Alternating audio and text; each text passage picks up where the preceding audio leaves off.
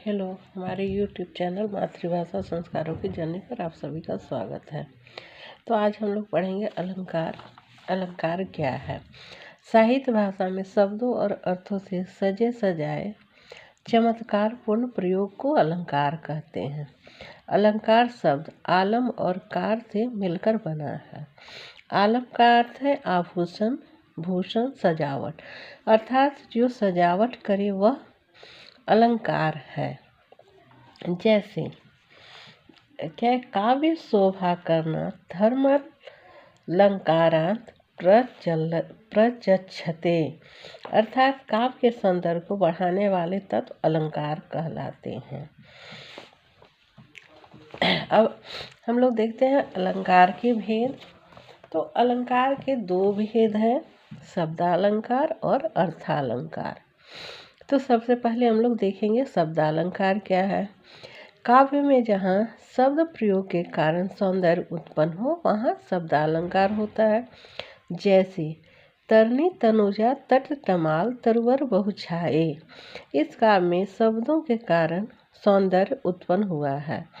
यदि तरनी की जगह उसकी पर्यायवाची सूर्य, तनुजा का पर्यायवाची पुत्री, तट का पर्यायवाची किनारा का प्रयोग किया जाए तो काव्य का सारा चमत्कार सौंदर्य नष्ट मतलब खत्म हो जाएगा। तो काव्य में चमत्कार उत्पन्न होता है, सौंदर्य उत्पन्न होता है। अब हम लोग देखते हैं शब्दालंकार के भेद। तो शब्दालंकार के भेद कितने हैं? 3 भेद हैं, अनुप्रास अलंकार, यमक अलंकार, श्लेष अलंकार। तो सबसे पहले हम लोग पढ़ेंगे अनुप्रास अलंकार। अनुप्रास शब्द का अर्थ किसी वस्तु को अनुक्रम में रखना। जहाँ किसी वर्ण की आवृत्ति एक से अधिक बार हो वह अनुप्रास अलंकार होता है। जैसे चारों चंद्र की चंचल किरणें खेल रही है जल थल में। यहाँ कवि का कहना है कि सुंदर चंद्रमा की चंचल किरणें जल और थल सभी स्थानों पर क्रीड़ा कर रही है, खेल रही है। यहाँ च वर्ण और ल वर्ण की आवृत्ति बार बार हुई है, तो यहाँ पे अनुप्रास अलंकार हो गया। इस तरह हम लोग अब देखते हैं दूसरा यमक अलंकार। जहाँ एक ही शब्द एक से अधिक बार आए और हर बार उसका अर्थ अलग अलग हो वहाँ यमक अलंकार होता है। जैसे कनक कनकते सौगुनी, मादक ता अधिकार, या खाए बौराए वा पाए बौराए। तो इसमें हम लोग देखेंगे कनक शब्द का प्रयोग 2 बार हुआ है। अब दोनों बार क्या क्या अर्थ है? तो यहाँ कनक शब्द का 2 अर्थ है। पहला है सोना और दूसरा है धतूरा। तो सोना जैसे हम लोग कहते हैं कि मतलब हम लोग गुम होना भी, भूल जाना भी और मिलना भी सही नहीं होता है। और धतुर नशीला पदार्थ है जो खाने से लोग पागल होता है। तो ये क्या हो गया? यमक अलंकार हो गया।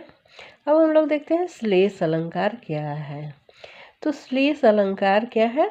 जब कोई शब्द एक बार ही प्रयुक्त हुआ हो परंतु उसके 2 या 2 से अधिक अर्थ हो तो वहाँ श्लेष अलंकार होता है।